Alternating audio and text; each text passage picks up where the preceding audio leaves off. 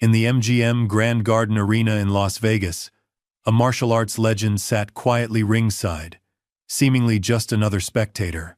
What began as a night of sanctioned MMA fights turned deadly serious when Steven Seagal insulted Chuck Norris in front of thousands, calling him a washed-up fighter. Chuck Norris wasn't your typical retired action star. For decades, he was a 6-time world karate champion and a U.S. Air Force veteran known for dominating real tournaments long before memes turned him into a myth. When Seagal crossed the line with public disrespect, he had no idea he was provoking a man forged in true competition. Norris's calm, deliberate rise from his seat became the strategic response that would trigger a storm far beyond stage theatrics. What began as a war of words became a reckoning inside the octagon. The MGM Grand, and the martial arts community at large, would never be the same after two legends turned the spotlight into the ultimate face-off. Before we jump back in, tell us where you're tuning in from, and if this story touches you, make sure you're subscribed, because tomorrow I've saved something extra special for you. A brutal punch echoed across the arena, sending the fighter crashing to the mat. The crowd gasped as the referee dove in, checking if the man could even move. But the winner was already parading around, arms raised high, grin stretched wide. He strutted past the cameras, leaned over his opponent, and shouted insults. Loud, cocky, unapologetic. Some fans roared with excitement. Others exchanged uneasy glances. Not far from the cage, front row, Steven Seagal sat watching, expression unreadable. No clapping, no reaction, just sharp, steady eyes locked on the fighter. 2 seats down, Chuck Norris observed quietly, his weathered face revealing nothing of his thoughts. The MGM Grand Garden Arena in Las Vegas pulsed with raw energy. Every seat filled, every voice blending into a deafening roar that echoed off the walls. Floodlights beamed down onto the polished cage at center stage.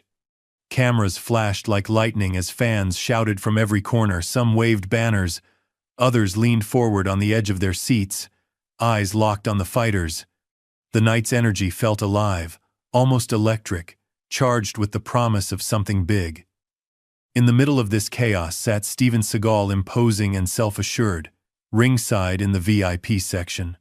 Dressed in a silk black button-up, dark jeans, and tinted glasses, he commanded attention without effort. His salt and pepper ponytail hung perfectly still. No entourage surrounded him. Yet everyone knew he was there. He sat, with legs spread wide, one arm draped confidently over the empty chair beside him. He nodded to the occasional fan who dared approach, but otherwise remained aloof, surveying the scene like a king overseeing his realm. Just a short distance away, Chuck Norris sat with his wife, understated in a simple button-down shirt and blazer. Unlike Seagal, he seemed content to blend in. He smiled and signed a program for a young fan, then returned his attention to the cage. No flashy gestures, no attention-seeking.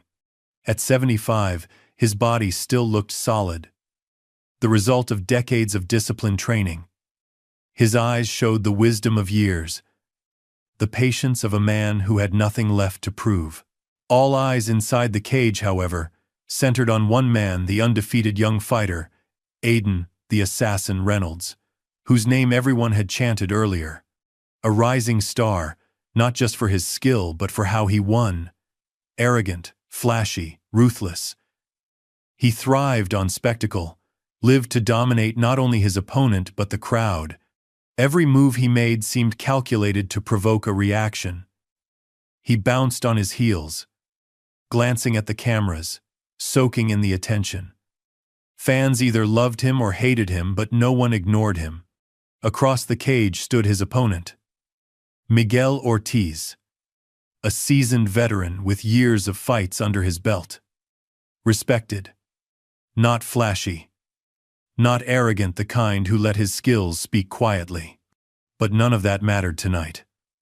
From the moment the bell rang, Aiden attacked. Fast, aggressive, sharp, relentless.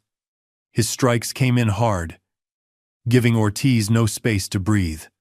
The veteran fought back, but the younger man controlled the pace as if he had something to prove. It ended brutally. A quick combination, a clean hit to the jaw, and Ortiz hit the mat hard. The sound of impact echoed. The referee dove in, signaling the fight was over. Medics rushed into the cage, checking if the fallen fighter could move. The crowd erupted. Some fans screamed wildly, thrilled by the show. Others shifted uncomfortably at how fast, how ruthless it had been. But the winner didn't care. He strutted around the cage, arms raised high, flexing for cameras, playing to the crowd, sweat dripping, grin wide. He shouted at the fans, mocking Ortiz openly. No humility, no restraint. That's what happens when you step into my cage, he shouted, voice echoing through the arena's speakers. Who else wants some? Commentators barely had time to react. And Reynolds, with another spectacular knockout, the lead announcer said, trying to maintain professionalism despite the fighter's antics. His 6th straight victory, though his post-fight behavior continues to raise eyebrows. Yet amidst all this noise, Steven Seagal finally moved. He leaned back in his seat, a hint of a smile crossing his face as he nodded in approval at Reynolds' display of dominance. He clapped 3 slow, deliberate claps, the gesture of a man who recognized something of himself in the brash young fighter. The cameras caught the movement. On the arena's massive screens, Seagal's approving nod appeared larger than life. Looks like Steven Seagal appreciated that display, the color commentator noted. The action star seems impressed by Reynolds' performance. Near him, Chuck Norris remained still. Shoulders relaxed, gaze sharp, expression unreadable. He watched everything. Every move. Every taunt. He didn't clap. He didn't react. He simply observed, occasionally leaning over to exchange a quiet word with his wife. Between interviews at the edge of the cage, Reynolds caught sight of Seagal's approval. His grin widened as he pointed at the action star, calling out, "That's how it's done. Old school meets new school." Seagal acknowledged him with another slow nod, raising a fist slightly in recognition. The energy in the arena shifted subtly. Fans near the front rows began pointing toward the VIP section, nudging friends, phones raised to capture the exchange between the young fighter and the aging action star. Social media was already buzzing with clips of the knockout, and now with images of Seagal's apparent endorsement. "Quite a night already," the lead announcer continued, "and we're only through the undercard. The main event is still to come, and the atmosphere in the MGM Grand is absolutely electric." His partner chimed in, "And with legends like Seagal and Wait, is that Chuck Norris also at ringside?" "Yes, it appears Chuck Norris is here tonight as well. 2 martial arts icons in the house for this championship bout." The cameras panned to Norris, who gave a brief, humble wave to acknowledge the mention, then returned to his conversation. No flashy gestures, no playing to the crowd. Just quiet dignity. As the cage was prepared for the next fight, the arena buzzed with conversation. Fans discussed Reynolds' brutal victory, debated his tactics, and now, increasingly, commented on the presence of the 2 action legends at ringside. "I heard Seagal still trains fighters," one fan said to his friend. "Guy's pushing 70 and claims he can still take down men half his age." "Norris was the real deal, though," his companion argued. 6-time karate champion before he ever made a movie. Different level. Similar conversations rippled throughout the arena. Comparisons, arguments about who was tougher in their prime, who had more authentic skills. On the big screen, Highlights from Reynolds' victory played on loop: the knockout punch, the fallen opponent, the victor's cocky celebration. Interspersed were reaction shots. The shocked crowd, the concerned medics, Seagal's approving nod, Norris's stoic observation. The commentators filled time between bouts, building narrative tension. "Reynolds certainly making a statement tonight," the lead announcer said. "That's the kind of ruthless efficiency that's making him one of the most talked about fighters in the division, though his sportsmanship leaves something to be desired." "Speaking of fighters," his partner added, "interesting to see both Steven Seagal and Chuck Norris here tonight. Two very different approaches to martial arts stardom. Seagal, with his Aikido background, known for those devastating joint locks in films like Above the Law, while Norris built his reputation on traditional karate and those legendary spinning kicks." The camera caught Seagal again, now leaning forward, elbows on knees, surveying the arena like a man accustomed to being watched. His presence commanded attention, deliberate and imposing. When he spoke to a nearby security guard, he did so without turning his head, expecting the man to lean in to hear him. Norris, meanwhile, posed for a quick photo with a young fighter who had approached respectfully between bouts. He smiled warmly, shook the man's hand, and offered what appeared to be a few encouraging words before the fighter retreated, beaming with appreciation. The contrast wasn't lost on the crowd, or the commentators. Two martial arts icons with very different public personas, the announcer noted. "The night is young, folks, and the energy in this arena is absolutely buzzing. Main card coming up next, and you can feel the anticipation building." As the next fighters were announced, the crowd's attention returned to the cage, but something had shifted. The presence of the two legends had added another layer of electricity to the already charged atmosphere, as if the arena now held not just the current battle, but echoes of battles past. History and legacy sat ringside, watching the new generation with very different eyes. In the VIP section, Seagal shifted in his seat, adjusting his position to face more directly toward the cage. As he did, his gaze briefly passed over Norris. For a flickering moment, something crossed his face, a tightening around the eyes, a subtle hardening of his mouth, before he returned his attention to the ring where the next fight was about to begin. The night was indeed young, and beneath the surface of the spectacle, currents were moving that had nothing to do with the scheduled bouts. As the lights dimmed for the introduction of the next fighters, a tension remained in the air, unspoken but palpable, like the calm before a storm. The second undercard fight ended with less drama than the first, a technical submission that had the crowd appreciating skill over spectacle. As the fighters exited the cage, the arena hummed with conversation and movement. Fans stretched their legs, rushed to concession stands, or huddled over phones comparing highlights from the fight so far. The house lights came up slightly during this brief intermission, illuminating the sea of faces that packed the MGM Grand. In the VIP section, Steven Seagal remained in his seat, now surrounded by a small cluster of admirers who had made their way to the front. He signed autographs with practiced indifference, barely looking at the people as they approached. His energy was of a man doing a favor rather than connecting with fans. "Aikido's the only real martial art with practical application," he was saying to a young fighter who had asked for advice. "These MMA guys, they're athletes, sure. But in a real street situation." He made a dismissive gesture. "Too many rules in that cage." 20 feet away, Chuck Norris was engaged in his own conversation, with a group that included several veterans wearing service caps. His approach couldn't have been more different, listening intently, asking questions, placing a supportive hand on an older veteran's shoulder. When he spoke, he leaned in rather than projecting his voice, creating intimacy rather than demanding attention. Between them, a commentator with a wireless microphone was conducting roving interviews for the broadcast. He finished with a group of fans and, spotting the cluster around Seagal, headed in that direction, camera operator in tow. "Steven Seagal! Great to have you here tonight," the commentator said, extending his microphone. "Any thoughts on the fight so far?"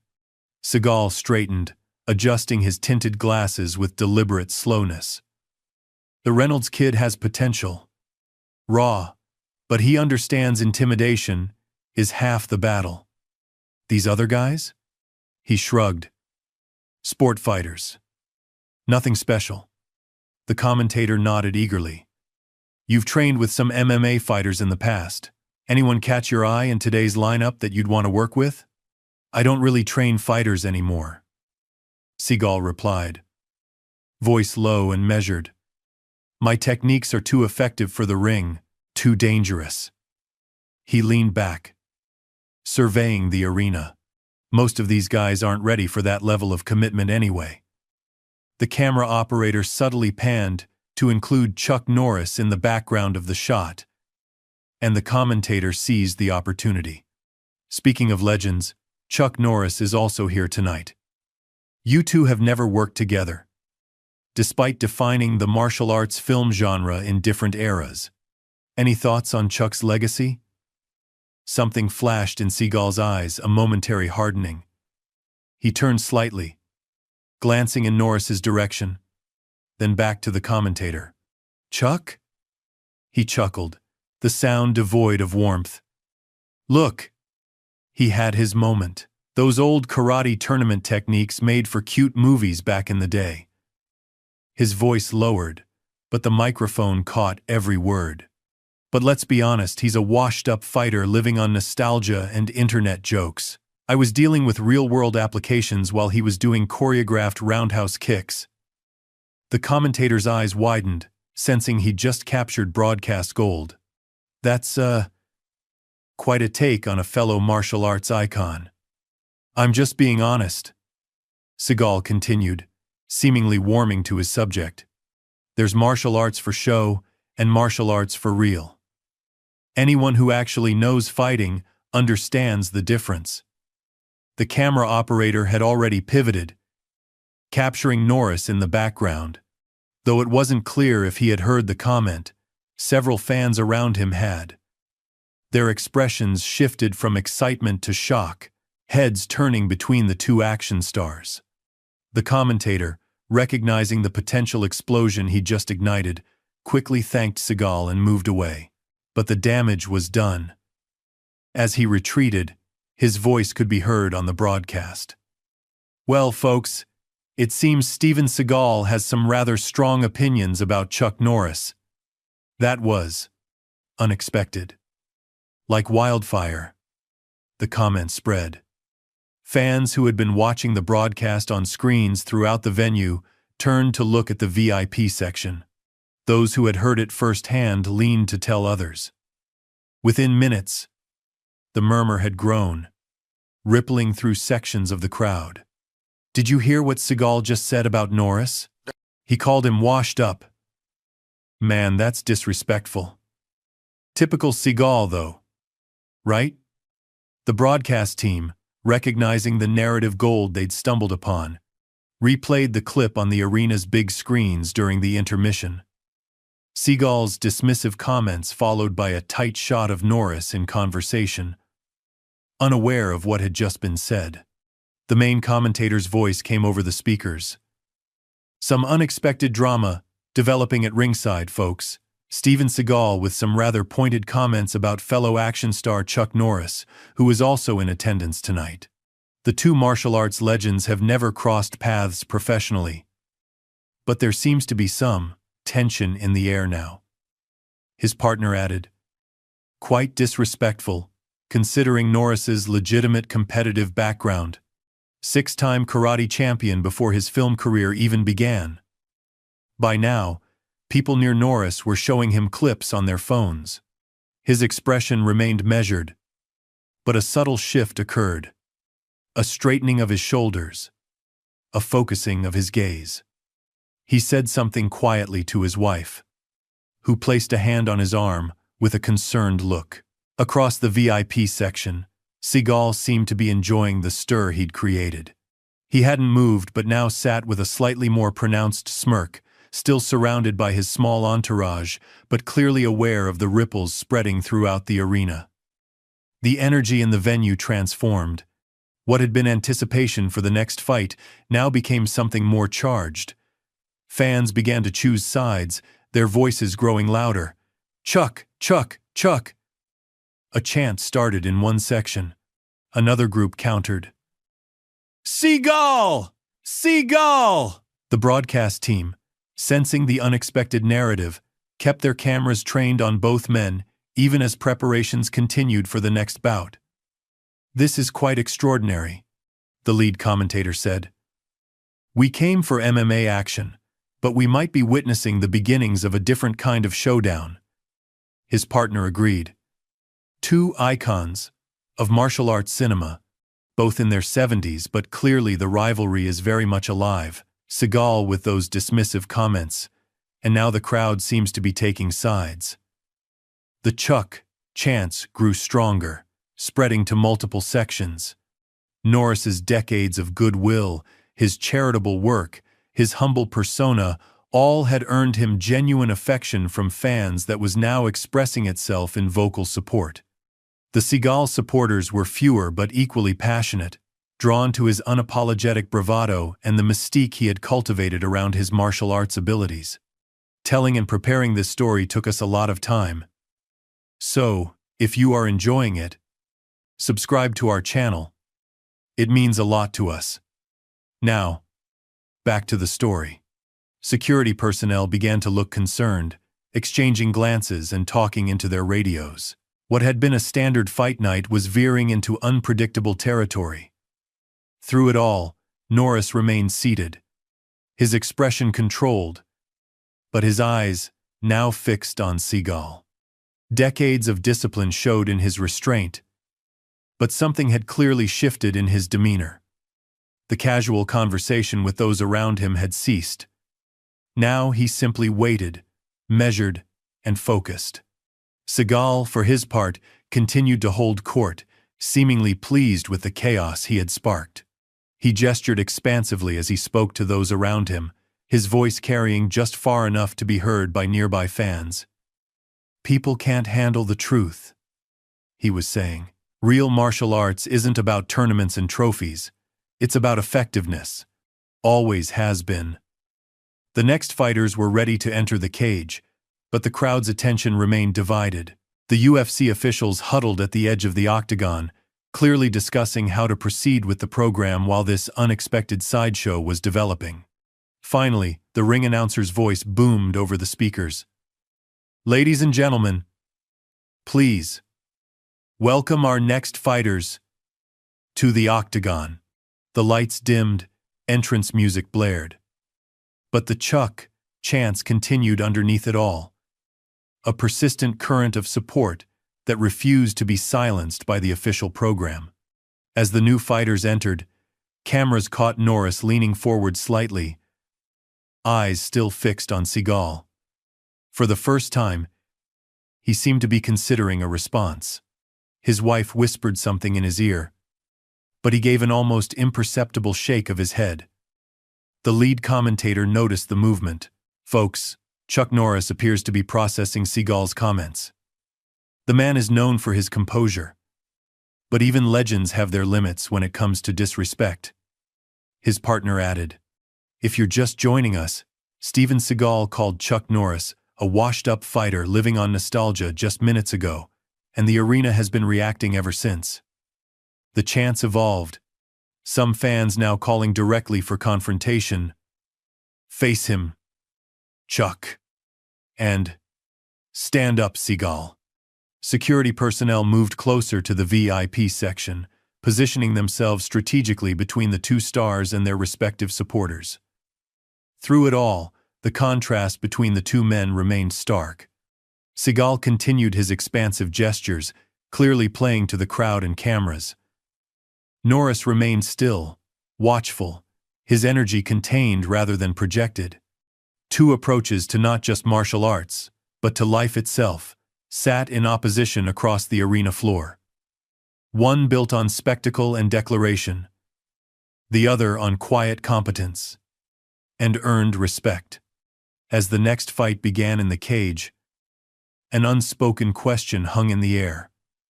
Which approach would prevail when pushed to its limits? The bell rang for the next bout. But for many in the arena, the real fight was yet to come. The crowd's divided attention made the third fight feel like a mere backdrop to the brewing tension in the VIP section. The fighters in the cage, legitimate athletes risking their health for glory, found themselves in the unusual position of being secondary to the drama unfolding at ringside.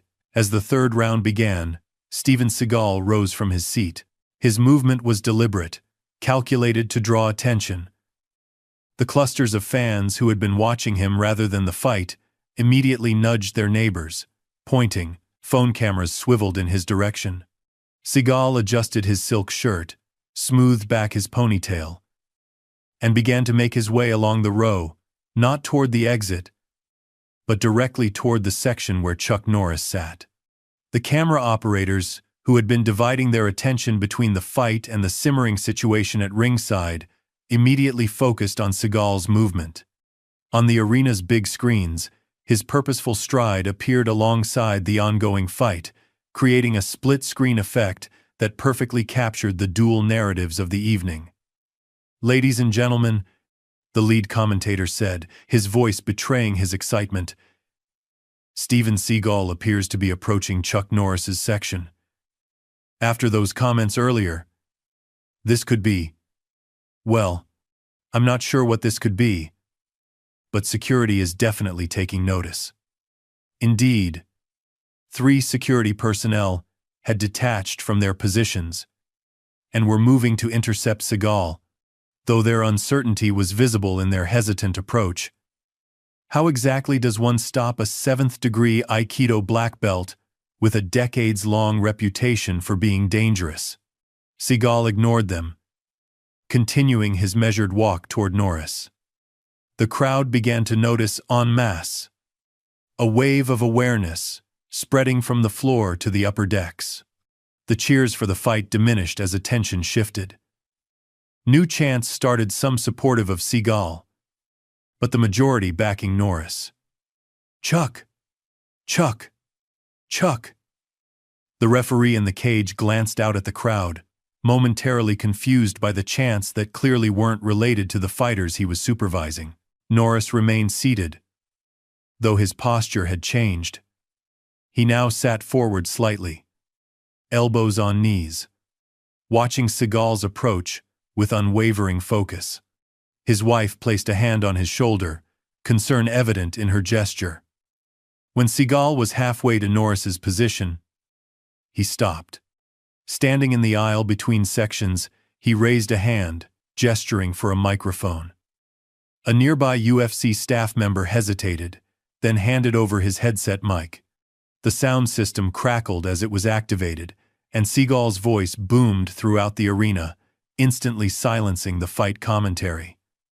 "I understand Chuck took offense to my honest assessment earlier," Seagal began, his voice carrying the same measured tone he used in his films, low, deliberate, with affected gravity. "But facts are facts. Some of us evolved with martial arts. Others got stuck in the tournament mentality." He gestured toward Norris with an open palm. "Chuck was great in his time. The Walker, Texas Ranger era. The memes. Very cute." His voice carried a patronizing edge that drew boos from sections of the crowd. "But there's a difference between choreographed kicks for TV and the real applications I've been teaching federal agents and special forces for decades." The boos grew louder, but Seagal continued, seemingly feeding off the reaction. "I've always respected him as an entertainer. But as a martial artist?" He shrugged dramatically. "There are levels to this. Always have been." The camera operator had positioned himself to capture both Seagal's speech and Norris's reaction in the background. On the big screens, the contrast was striking. Seagal grand and declarative, Norris watchful and contained. So if Chuck has something to say about that, Seagal continued, he's welcome to say it to my face. Right here. Right now. He spread his arms wide in invitation. Unless he'd rather stick to signing autographs for his glory days. The arena erupted a mixture of cheers, boos, and gasps of disbelief. The actual fight in the cage had become completely secondary. Even the fighters had paused to watch the drama unfolding outside their domain. Security personnel looked to UFC officials for guidance, clearly uncertain about how to handle this unexpected situation. The broadcast director made a quick decision, cutting the main feed entirely to the confrontation. Recognizing that this was now the main event as far as viewers were concerned. Unprecedented scenes here at the MGM Grand, the commentator said, his professional tone giving way to genuine amazement. Steven Seagal has directly challenged Chuck Norris, calling into question his legitimacy as a martial artist. His partner added, for those unfamiliar with their backgrounds, this is particularly audacious. Norris was a legitimate full-contact karate champion before his film career, while Seagal's competitive record has always been more, let's say, discussed rather than documented. In his seat, Chuck Norris finally moved. With calm deliberation, he whispered something to his wife, then stood. Unlike Seagal's theatrical rise, Norris's movement was efficient and unadorned. He simply stood, centered and balanced, his posture revealing decades of disciplined training. The crowd response was immediate and overwhelming. The Chuck chants grew deafening, reverberating through the arena with such force that the cage itself seemed to vibrate. Fans who had been seated leapt to their feet, phones raised to capture what was quickly becoming the most unexpected moment in recent UFC history.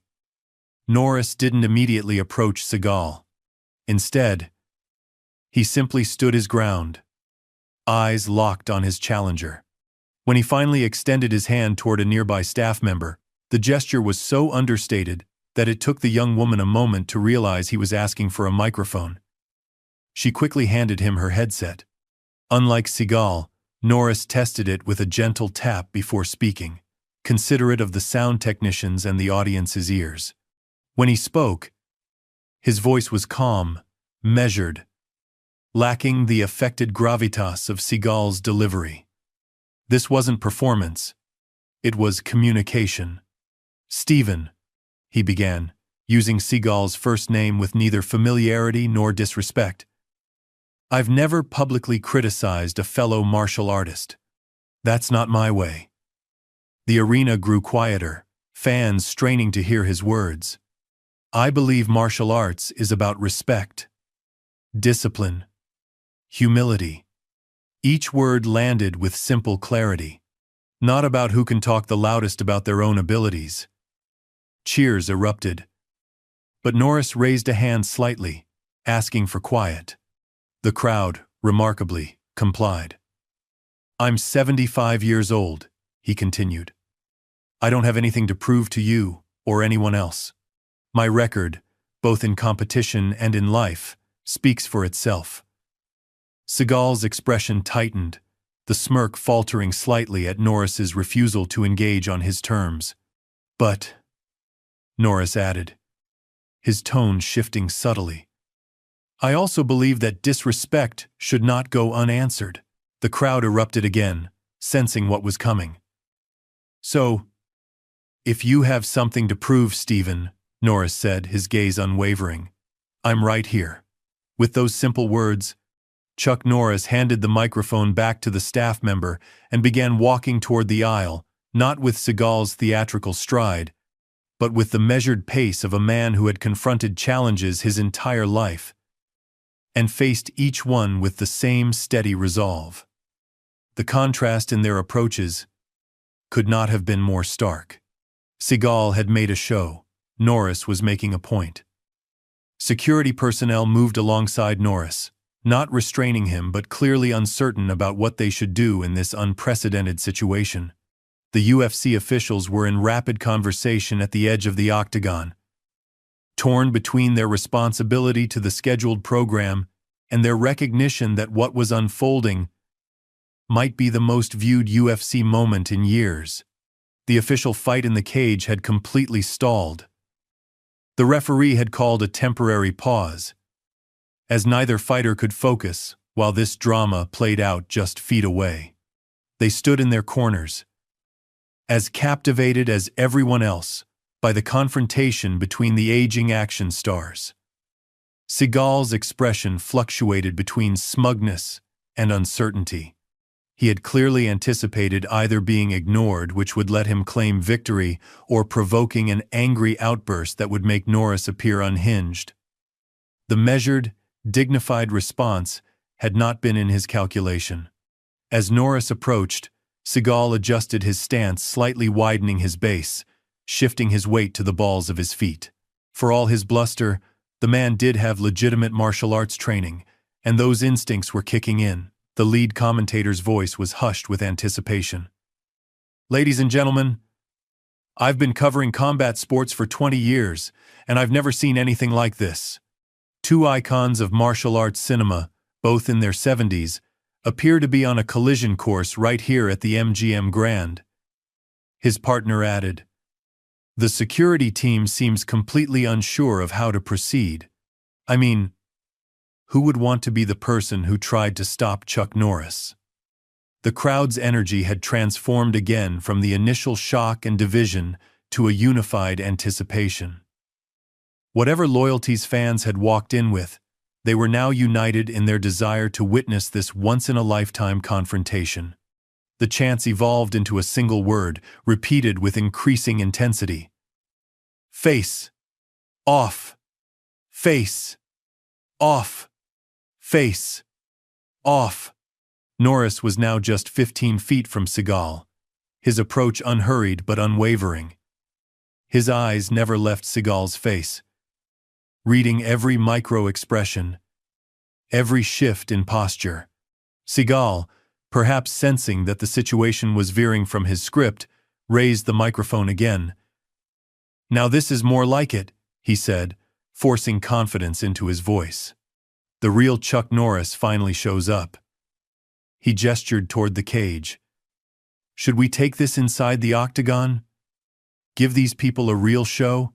It was a calculated move, framing the confrontation as entertainment rather than a genuine test of his earlier claims.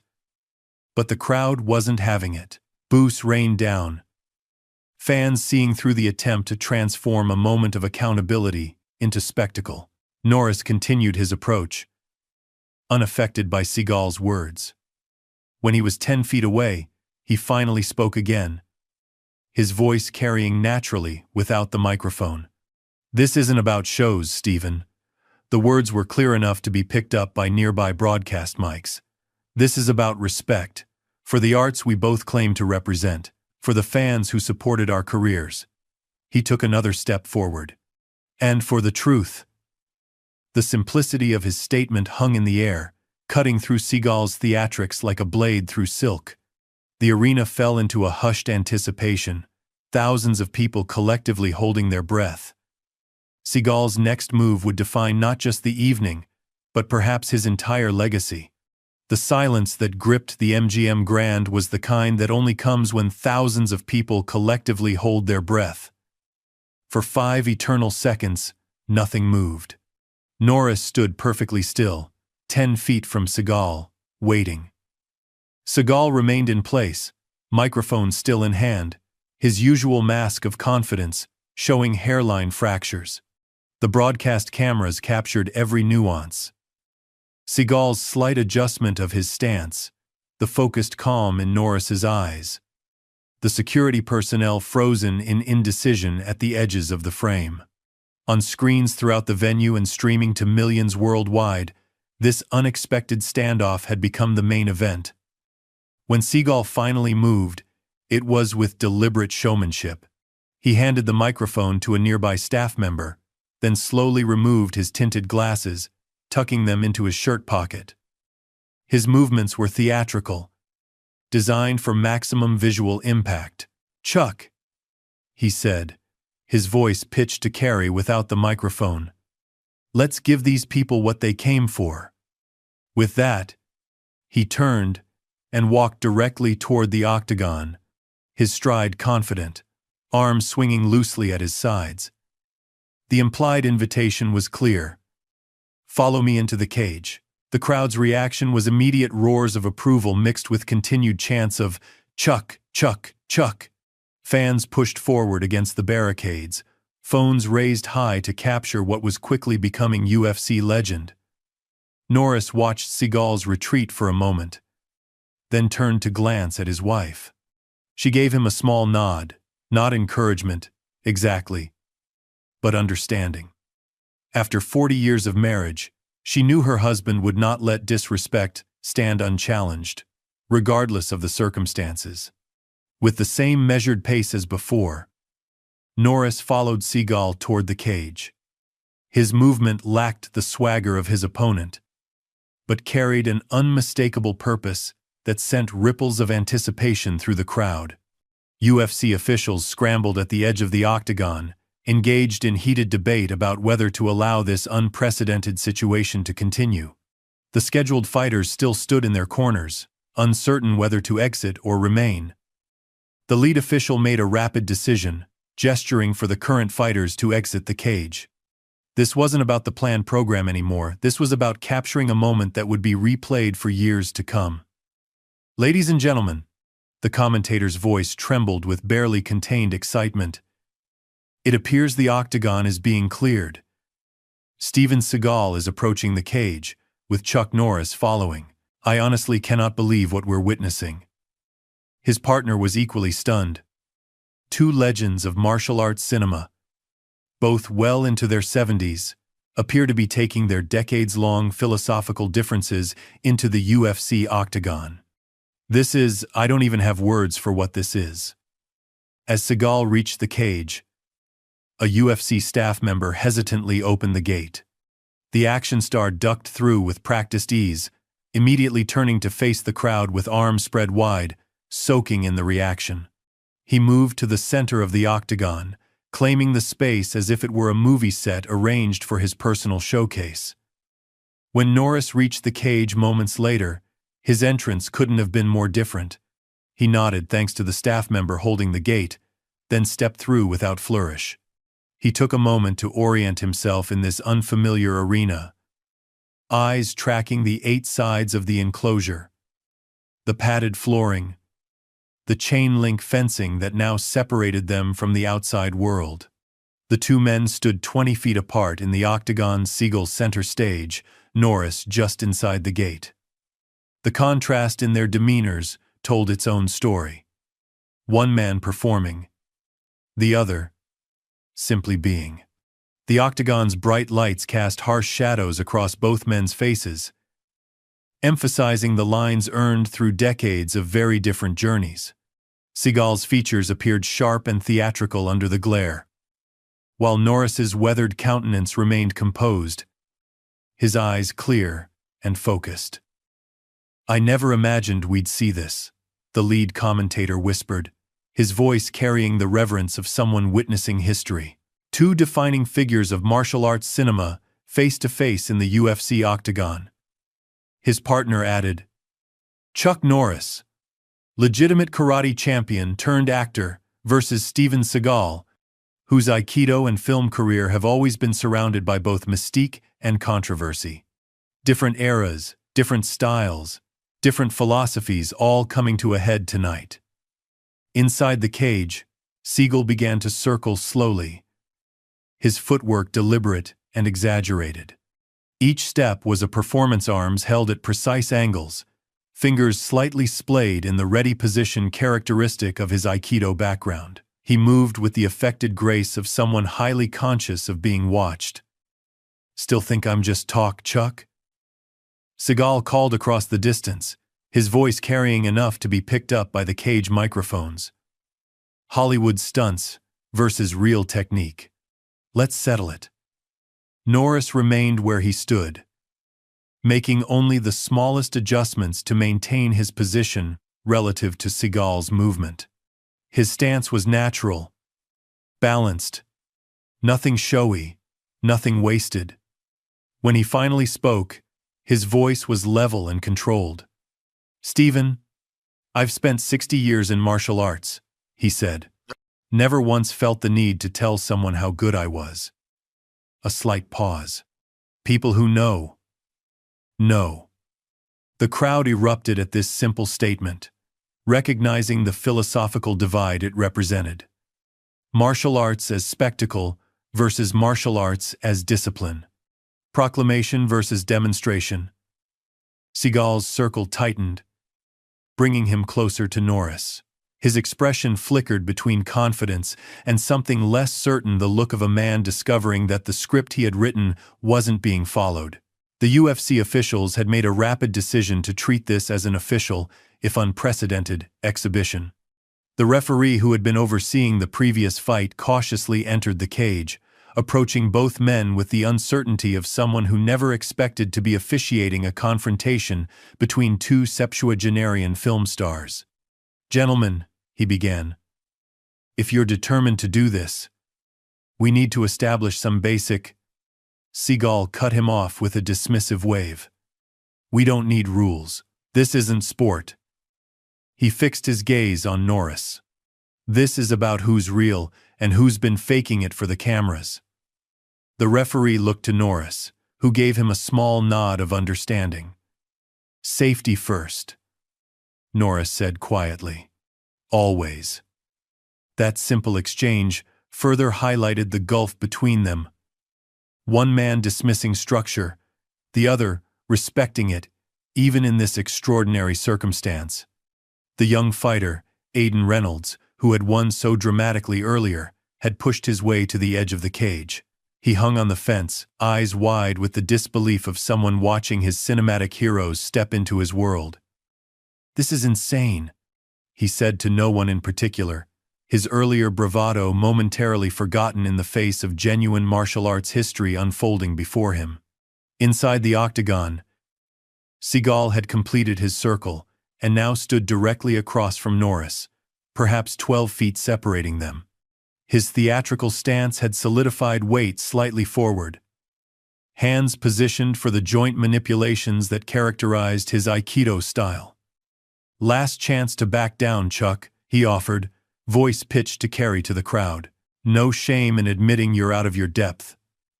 Norris adjusted his position slightly, settling into a stance that reflected his karate background, balanced, grounded, efficient. Nothing flashy, nothing wasted. His eyes never left Seagal's, reading every micro-movement, every tell. "I'm not here to talk, Stephen," he replied simply. The crowd's roar built again, sensing the confrontation was moments away from becoming physical. Phone cameras flashed like strobe lights around the arena, everyone desperate to capture what was quickly becoming the most unexpected moment in UFC history.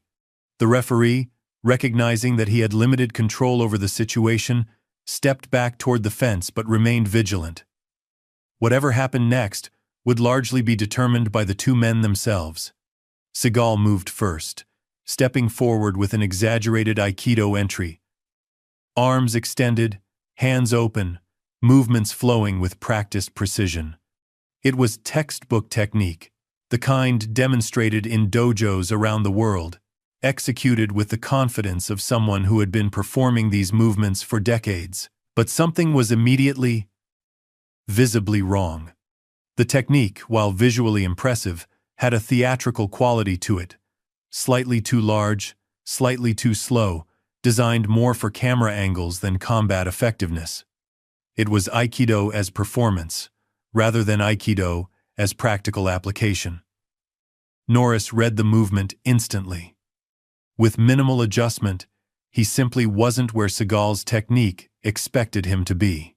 He sidestepped with an economy of motion that spoke to years of practical application, not demonstration. The commentators caught it immediately. Seagal initiates with a classic Aikido entry, but Norris just isn't there. Seagal's momentum carried him slightly past his target. He recovered quickly, turning to face Norris again, but something had changed. The theatrical confidence in his expression had faltered, replaced by a flicker of genuine concern. This wasn't going according to the scenario he had imagined. The crowd sensed it too. The chants for Norris grew louder, more unified. They weren't just supporting a celebrity. They were recognizing the difference between claimed skill and demonstrated competence. Seagal reset his position and approached again, this time with less flourish and more focus. His second attempt was tighter, more practical. A direct entry aimed at controlling Norris's center line. Norris remained economical in his response. No wasted movement, no unnecessary steps. He pivoted slightly, used his forearm to redirect Seagal's lead hand, and established position. It wasn't dramatic. It wasn't cinematic. It was simply effective. "Look at that!" the color commentator exclaimed. Chuck Norris just neutralized Seagal's approach with the most basic principle of combat position before submission. Nothing flashy. Just fundamentally sound technique. Seagal backed off slightly, reassessing. The crowd's reaction had clearly registered they were seeing through the performance to the substance beneath. Or in this case, the lack thereof. "You've been running from a real confrontation for decades," Seagal said, his voice carrying a new edge of frustration. Always hiding behind choreography and camera cuts, Norris didn't respond verbally. He didn't need to. His positioning, his calm focus, his readiness all spoke more eloquently than words ever could. Seagal moved in again, this time abandoning some of the Aikido formality for a more direct approach. He launched a series of strikes, a jab, followed by a circular hand technique designed to trap Norris's lead arm. Again, Norris's response was measured and precise. He slipped the jab, neutralized the trap attempt, and established a superior position with such subtle efficiency that many in the crowd missed the technical brilliance of it. There were no spinning kicks, no dramatic throws, just the quiet mastery of fundamental principles applied with precision. "Folks, what we're seeing here is fascinating," the lead commentator observed. "Seagal is giving us technique as performance, while Norris is demonstrating technique as function. It's like watching two different interpretations of what martial arts even is." The contrast was becoming more apparent with each exchange. Seagal's movements remained large, designed to be seen and appreciated. Norris's were compact, designed to be effective regardless of who was watching. After several more exchanges followed the same pattern, a shift occurred in the arena's energy. What had begun as excitement for a confrontation between celebrities had evolved into something more profound. An object lesson in substance versus style, in earned respect versus claimed authority. The young fighter, Reynolds, who had been watching intently from the cage side, seemed particularly affected. His expression had transformed from excitement to something closer to thoughtful respect, particularly when watching Norris's economical movements. Inside the octagon, Seagal's frustration was becoming more evident. His techniques grew larger, more exaggerated, as if increasing the visual impact might somehow improve their effectiveness. His breathing had become labored, sweat now visible on his brow, despite the relatively limited physical exertion. "This isn't a real fight," he declared, loud enough for nearby microphones to pick up. "In a real situation with no rules." "There are always rules, Stephen," Norris interrupted, his voice calm but carrying. "Discipline. Control. Respect for your opponent." He settled back into his ready position. "That's what separates martial arts from just fighting." The crowd erupted at this simple wisdom, recognizing the decades of authentic philosophy behind it. Seagal launched another attack, this time with visible frustration behind it. The movement was faster but less controlled. Power prioritized over precision. He drove forward with a direct strike followed by an attempted joint lock, the signature move from his films, executed with the confidence of someone who had performed it hundreds of times on camera. Norris met the attack with characteristic efficiency. He didn't avoid it entirely, instead, he controlled it, redirecting Seagal's energy while establishing his own dominant position. It was a masterclass in the core principle that united all effective martial arts: position before submission, control before power. For a brief moment, the two men were locked in a clinch, closer than they had been at any point. In that proximity, something passed between them, a recognition visible only to those watching the close-up camera feeds on the arena screens. Seagal's eyes revealed the dawning realization that he was outmatched not by superior strength or speed, but by superior fundamentals and authenticity. When they separated, the dynamic had shifted irrevocably. Seagal's theatrical confidence had crumbled, replaced by the uncertainty of a man confronting the difference between his cultivated image and his actual capabilities. Norris, by contrast, remained exactly as he had been from the beginning: centered, focused, authentic. His expression held neither triumph nor contempt, just the steady concentration of someone completing a necessary task. The referee, sensing the shift, moved closer. The UFC officials at cageside exchanged glances, uncertain whether to allow the increasingly one-sided demonstration to continue. Around the arena, phones remained raised, but the crowd's energy had transformed from bloodthirsty anticipation to something more reflective. They were witnessing not just a physical confrontation, but a philosophical reckoning, the unveiling of truth behind decades of carefully constructed mythology. In that moment, with thousands watching in person and millions more through broadcasts and live streams, the octagon had become more than just a fighting cage. It had become a crucible where claims met reality, where reputations were either validated or exposed, and the verdict was becoming increasingly clear to everyone watching. The tension in the octagon had shifted from anticipation to revelation. What had begun as a clash of egos was transforming into something more profound: a public reckoning between substance and spectacle.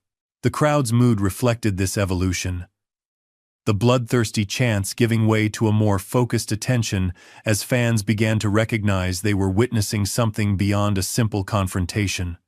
Seagal stood at the center of the cage, his breathing now visibly labored, sweat darkening the collar of his silk shirt. The controlled persona he had maintained for decades was fracturing under the harsh arena lights. His eyes darted between Norris and the crowd, the calculation behind them growing more desperate with each passing moment. Norris remained composed, his stance natural and balanced. Despite being the older of the two at 75, his conditioning spoke to a lifetime of genuine discipline. His breathing was steady, his focus unwavering. When he moved, it was with purpose rather than performance. "We're witnessing something extraordinary here," the lead commentator observed, his voice hushed with a newfound respect. "This isn't just about two action stars anymore. This is about two fundamentally different approaches to martial arts playing out before our eyes." His partner agreed. Seagal represents martial arts as mythology, the cultivated mystique, the grand claims, the theatrical techniques designed to impress more than function. Norris embodies martial arts as methodology, the fundamentals, the earned discipline, the practical application honed through actual competition. Inside the cage, Seagal seemed to sense that the narrative was slipping from his control. With a visible shift in his demeanor, he launched forward with renewed intensity, abandoning some of the Aikido formality for more aggressive striking techniques. "Let's see how tournament karate holds up against real pressure," he shouted, voice strained as he unleashed a flurry of hand strikes aimed at overwhelming Norris's defenses through sheer volume. The attack was impressive for a man in his 70s, fast, committed, powerful. In films, it would have looked devastating. Against a choreographed opponent, it would have ended the scene. But this wasn't a film set, and Chuck Norris wasn't following a script. With remarkable economy, Norris slipped the initial strikes, parried the follow-ups, and maintained his positioning throughout the barrage. Where Seagal expended energy in dramatic movements, Norris conserved his through precise, minimal adjustments. The contrast in their approaches couldn't have been starker, one man fighting the opponent in front of him, the other performing for the audience around him. Incredible defensive fundamentals from Norris, the commentator noted. He's not even attempting to counter yet, just demonstrating the first principle of combat mastery: don't be where the attack is. As Seagal's combination ended, momentum carried him slightly past his target. In that moment of vulnerability, Norris finally moved offensively, not with the spinning kicks that had made him famous in films, but with basic, foundational techniques executed with flawless precision. A simple sidekick to Seagal's lead leg disrupted his balance. A textbook straight punch, pulled just short of full impact, snapped against his chest protector. A sweep timed perfectly to his compromised footing sent him stumbling backward. Dignity crumbling faster than his stance. The crowd erupted, but not with the bloodthirsty roar that accompanies knockouts in traditional UFC bouts. This was different appreciation for technical mastery, for the validation of substance over style. They were witnessing not destruction but revelation, the difference between claiming to be something and actually being it. Seagal regained his footing, but something had changed in his expression. The confident mask had slipped entirely, revealing the uncertainty beneath.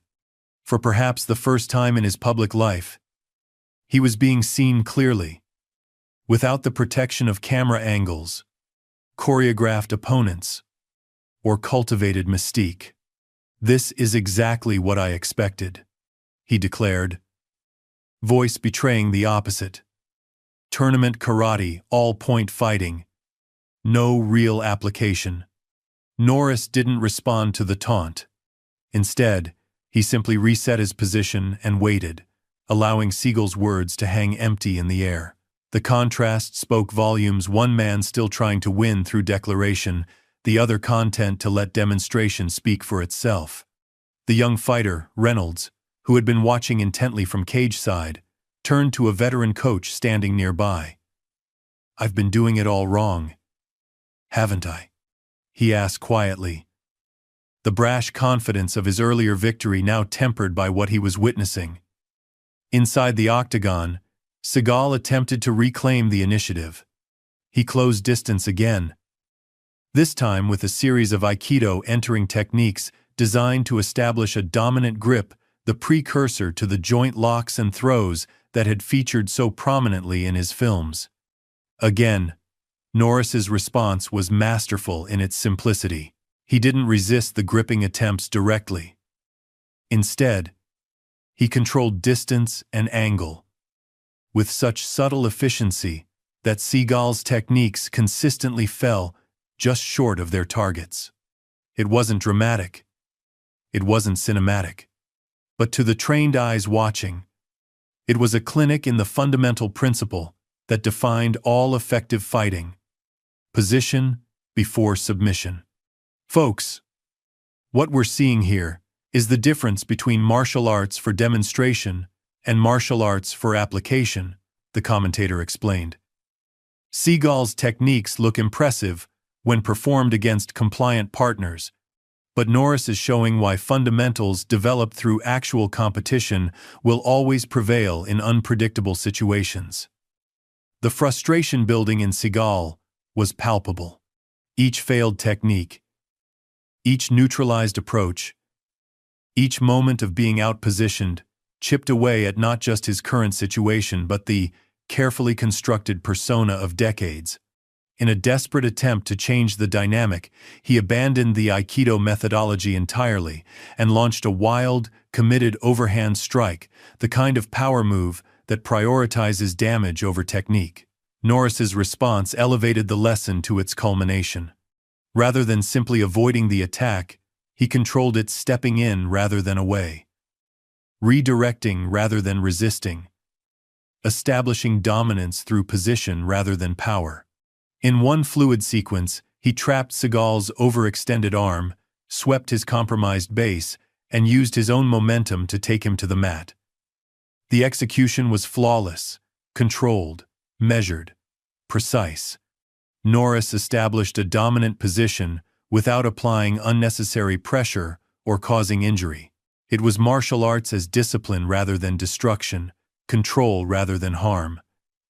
Seagal found himself on his back, Norris positioned above him in what MMA fans would recognize as a modified side control. The position was controlling without being humiliating, dominant without being destructive. Norris held it just long enough to make the point undeniable, then disengaged cleanly, returning to his feet with the same efficient movement that characterized everything he did. The arena erupted in cheers that transcended simple fandom. This wasn't just about supporting Chuck Norris. It was about witnessing the triumph of substance over spectacle, of earned respect over claimed authority. Seagal lay on the mat for a moment longer than necessary, the physical defeat secondary to the more profound reckoning taking place. When he finally rose, his movements lacked the theatrical precision he had displayed earlier. The mask had fallen completely now, revealing not a villain, but something more human. A man confronting the gap between his cultivated image and his actual capabilities. "That's not how it would go in a real street fight," he muttered. But the words carried no conviction. Even he seemed to recognize their hollowness. Norris, still composed, still controlled, simply nodded. "Maybe," he conceded, voice free of mockery or triumph. "But we'll never need to find out if we both remember what martial arts is really about." In that simple exchange lay the heart of the lesson, martial arts not as a tool for domination or self-aggrandizement, but as a path toward discipline, respect, and personal growth. The referee moved to the center of the cage, uncertain how to officially conclude this unprecedented exhibition. Before he could speak, Norris extended his hand toward Seagal. Not in triumph, but in reconciliation. It was the gesture of a true martial artist, recognizing that the purpose of the confrontation had never been humiliation, but clarification. For a tense moment, Seagal stared at the offered hand, pride warring with reality. The arena fell silent, thousands collectively holding their breath. In this moment, more than the physical exchanges that preceded it, Seagal's character would be truly revealed. Finally, with visible reluctance that gradually transformed into something closer to resignation, he accepted the handshake. The crowd's response was immediate and overwhelming, not celebrating victory but acknowledging the more difficult triumph of humility over pride. As their hands clasped, Norris spoke quietly, his words picked up by the cage microphones. "The strongest thing a martial artist can do is admit when they've been wrong." It wasn't a barb, but an invitation, a path toward reconciliation, offered from one aging warrior to another. Seagal's response was barely audible, but the cameras caught it. "Easier said than done." "Always is," Norris acknowledged with a slight nod. In that brief exchange, something shifted between them. Not friendship, perhaps, but a recognition of shared humanity beneath the personas they had cultivated for different reasons and with different degrees of authenticity. The UFC officials had finally organized a proper conclusion to the unprecedented event. The arena announcer entered the cage, microphone in hand, looking slightly dazed by the responsibility of contextualizing what had just occurred. "Ladies and gentlemen," he began, his voice carrying the gravity of someone aware they were participating in a moment that would be replayed for years to come. "We have just witnessed, well, I'm not sure there are words for what we've witnessed." The crowd laughed, tension breaking, the moment shifting from confrontation to collective experience. "But I think it's safe to say that we've all learned something about what martial arts truly represents at its highest level. Please show your appreciation for Chuck Norris and Steven Seagal," The applause was deafening, not for the spectacle they had expected, but for the lesson they had received. As both men moved toward the cage door, the crowd rose to its feet in a standing ovation that acknowledged something beyond entertainment. They had come for a fight, but had witnessed a demonstration of principles that transcended combat, discipline over display, substance over spectacle, earned respect over claimed authority. Outside the cage, the young fighter Reynolds pushed forward as they exited, his earlier cockiness replaced by something more reflective. He extended his hand toward Norris. Not for an autograph, but in the traditional martial arts gesture of respect. "Mr. Norris," he said, voice carrying genuine humility. "I've been doing it wrong. Haven't I? All the showboating, the trash talk." Norris clasped the young man's hand firmly. "There's a place for excitement and entertainment," he replied, his tone neither condescending nor judgmental. "Just don't let it replace the fundamentals. Character, discipline, respect." Reynolds nodded, absorbing the wisdom with an intensity that suggested the lesson would not be forgotten.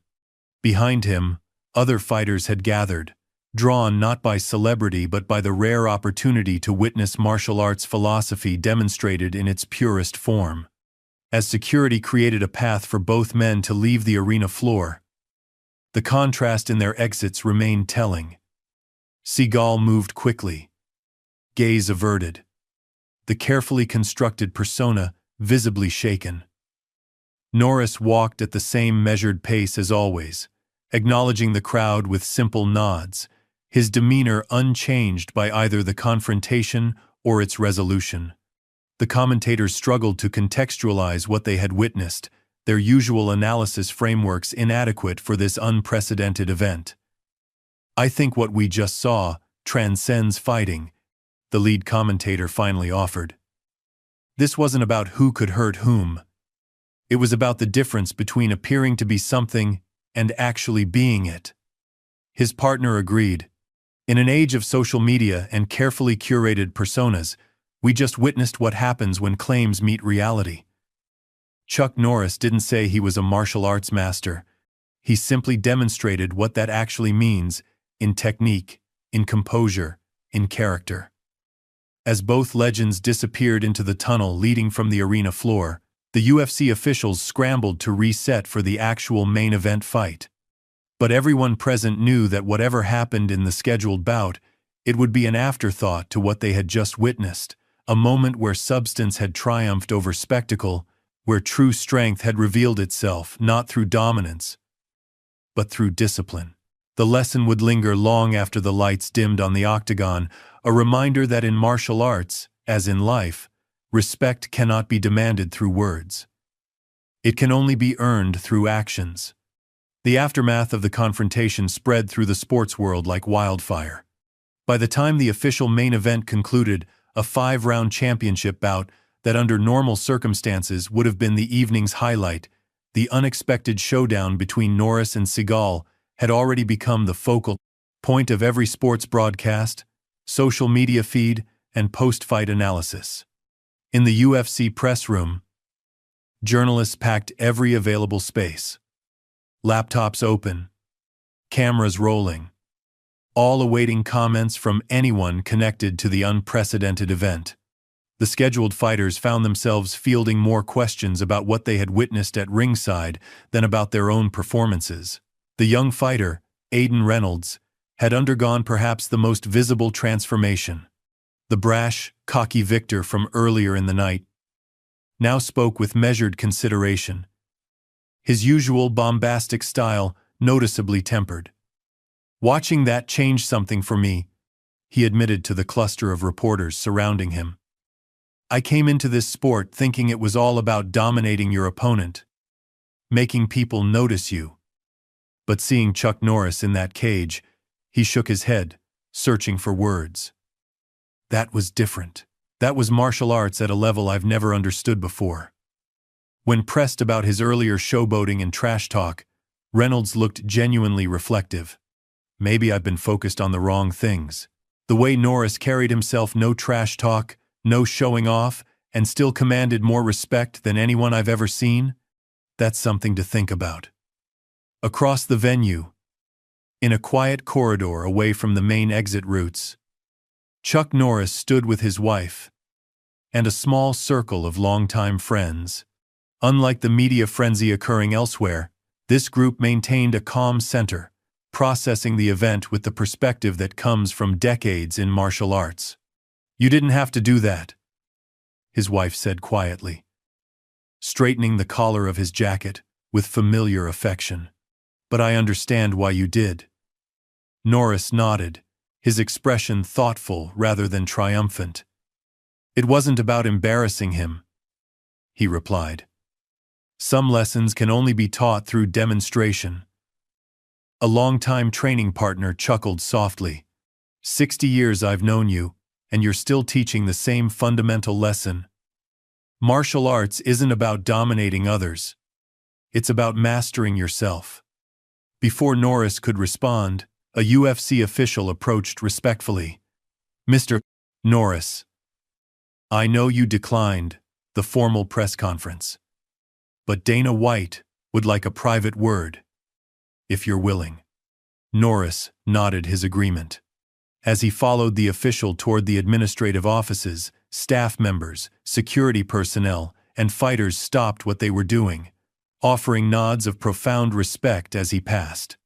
It wasn't celebrity worship, but something deeper: recognition of a lifetime dedicated to the authentic practice of martial arts principles. In a separate exit corridor, Steven Seagal's experience could not have been more different. Surrounded by a tight circle of personal security, he moved quickly toward the private exit where his vehicle waited, ignoring the calls from journalists and the flashes of cameras. His expression remained tight, unreadable. The carefully constructed mask back in place but visibly strained around the edges. A veteran sports journalist managed to maneuver into his path. "Mr. Seagal, any comment on what happened in the octagon tonight?" Seagal paused, security personnel tensing around him. For a moment, it seemed he might revert to his standard defensive posture, dismissive, superior, aloof. But something had shifted, however slightly. The confrontation in the cage had pierced something fundamental in his cultivated persona. "Sometimes," he said finally, voice lower than his usual projected tone, "you have to face reality, even when it doesn't match the story you've been telling." Without further elaboration, he continued toward the exit, leaving the journalist with a response far more revealing than any defensive bluster would have been. Back in the arena, the cleaning crew had begun the process of breaking down the event setup. But clusters of fans remained, reluctant to leave the venue where they had witnessed something beyond the usual sports spectacle. Many gathered in small groups, not just replaying the physical exchanges, but discussing the deeper implications of what they had seen. "My son's starting martial arts next month," one father said to the group around him. "I'm glad he saw this tonight. It's exactly what I want him to learn, that it's not about looking tough or talking big. It's about character." Others nodded in agreement, the conversation continuing as they slowly made their way toward the exits, still processing the unexpected lesson they had received, along with their entertainment. In the UFC production truck, editors were already assembling footage for what would inevitably become one of the most viewed sequences in combat sports history. The lead producer, a veteran of hundreds of events, watched the montage taking shape on the main screen. "Make sure we include that final handshake," he instructed. "And Norris's quote about admitting when you're wrong. That's the heart of the whole thing." His assistant nodded. "It's strange we've seen hundreds of knockouts more spectacular than this, but nothing has ever felt more, I don't know, important?" "Because it wasn't about the physical exchange," the producer replied. "It was about the principles behind it. About the difference between claiming to be something and actually being it." He gestured to the sequence of Norris's measured, efficient movements, contrasted with Seagal's more theatrical approach. "This isn't just great sports content. This is practically a documentary on the philosophy of martial arts. As the night deepened, the ripple effects of the confrontation continued to spread. Social media platforms were flooded with clips, analyses, and conversations that extended far beyond sports forums into discussions of authenticity, humility, and the nature of true strength. The most widely shared moment wasn't one of the physical exchanges, but the final handshake Norris, offering reconciliation rather than humiliation, Seagal finding the humility to accept it. It resonated with people across different backgrounds, different philosophies, different generations. A visual representation of choosing growth over pride, substance over ego. By morning, the story had transcended sports media entirely. News programs, talk shows, and cultural commentators had all picked up the narrative, recognizing that what had occurred went beyond a simple confrontation between aging action stars. In his hotel suite, Chuck Norris sat at the desk, responding to messages from family, friends, and the charitable organizations he had supported for decades. Among them was a text from an unexpected source.